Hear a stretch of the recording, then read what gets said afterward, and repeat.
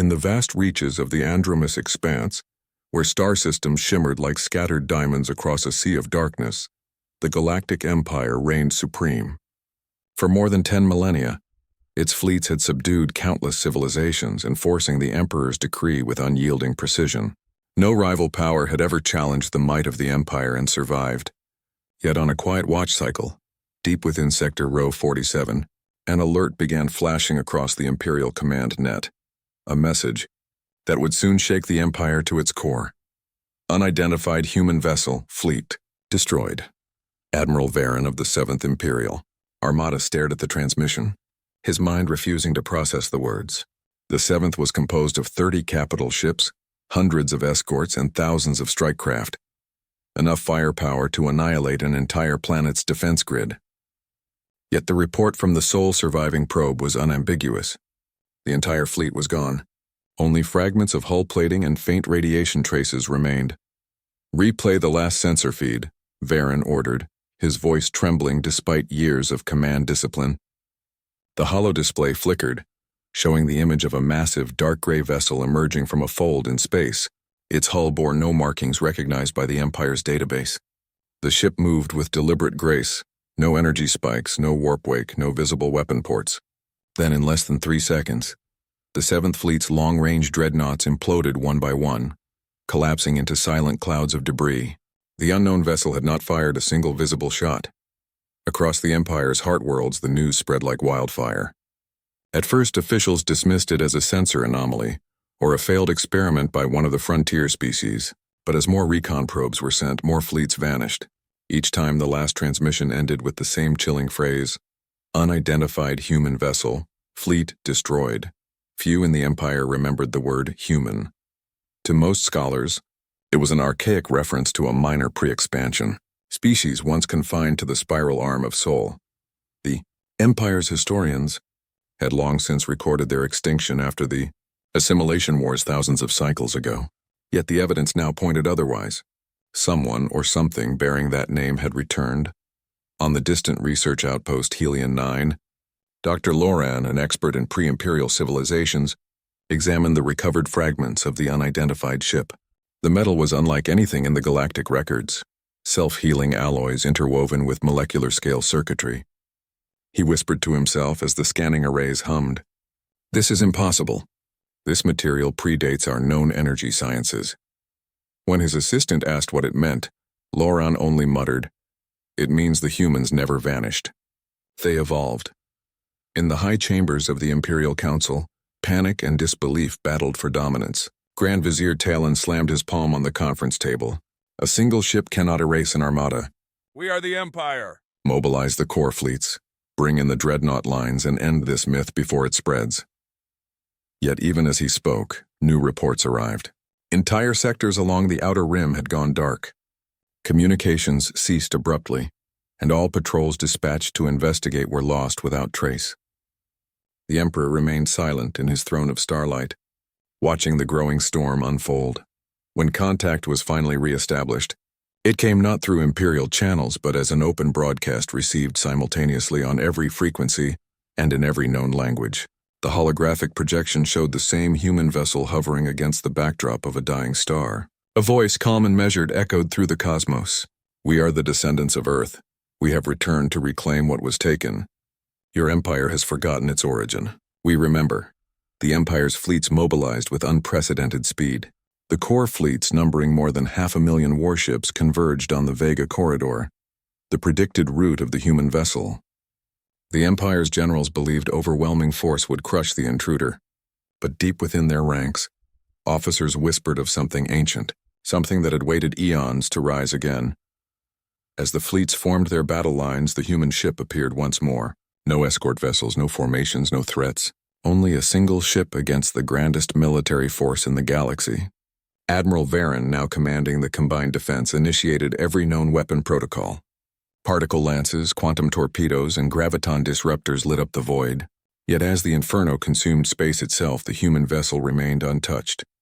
Every attack curved away, deflected by an invisible distortion. Then came a single pulse of light. Every Imperial ship fell silent. Systems shut down, engines failed, weapons froze mid-fire. The crews could only watch as their screens filled with a pattern of symbols, pulsing with rhythmic precision. Linguists later identified them as ancient Earth code, a language from humanity's distant digital age. When translated, it read, "Do not resist. The age of empires ends today." Within hours, the empire's communication networks collapsed. Artificial intelligences governing entire sectors ceased operation, corrupted by an unknown signal. Worlds reliant on the imperial grid fell into darkness, yet wherever the human ship passed, no destruction followed. Instead, structures reawakened. Cities once enslaved by imperial rule began to function independently. A strange new order was spreading, quietly, efficiently, inexorably.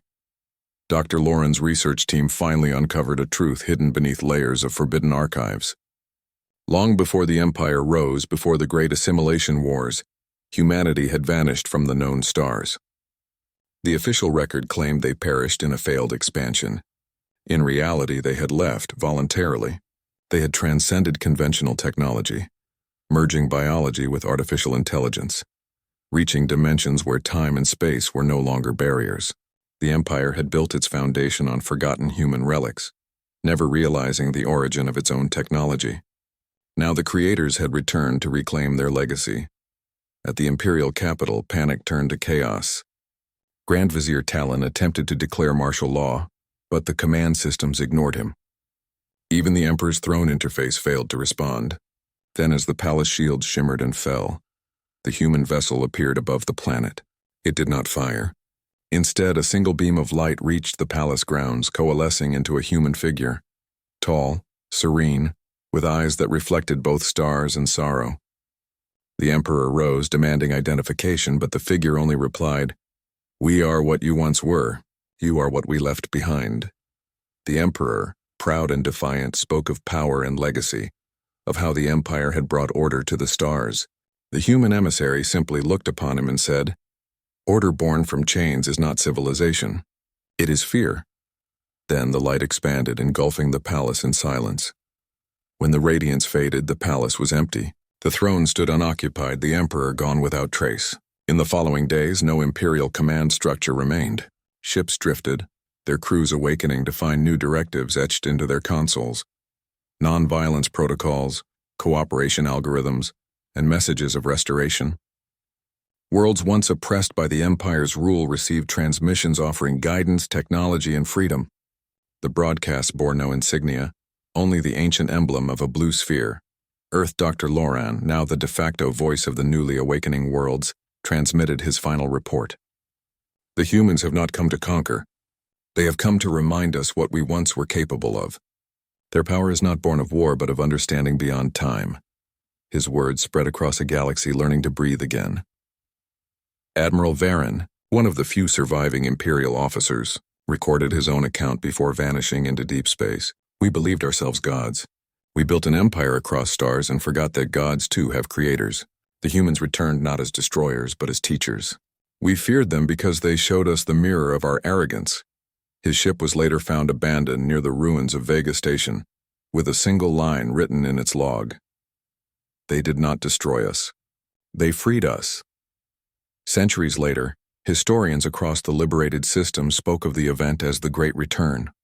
The Empire's collapse had not plunged the galaxy into chaos, but instead initiated a new era of shared knowledge and cooperation. The human vessels, now appearing in greater numbers, acted as silent observers, guiding species toward balance rather than dominance. They rebuilt what the Empire had broken, restored ecosystems, stabilized dying stars, and seeded forgotten worlds with life once more. None ever claimed authority, and none demanded submission. The last surviving Imperial databanks preserved a single surviving alert, forever looping across the silent frequencies of the former Imperial net. Unidentified human vessel, fleet destroyed. Yet the phrase had taken on a new meaning. It was no longer a warning, but a reminder of the day the galaxy rediscovered its forgotten ancestors. In the distant reaches of space, where no empire dared to expand again, the human vessels continued their silent journey. They did not rule, they did not preach, and they did not conquer. They watched, ensuring that no civilization would repeat the mistakes that had once plunged the stars into endless war. Those who glimpsed them described a sense of calm rather than fear. as though witnessing something far beyond comprehension yet deeply familiar. And so, in a galaxy once consumed by tyranny, the legend of humanity became not one of destruction but of awakening. The empire that had stood unchallenged for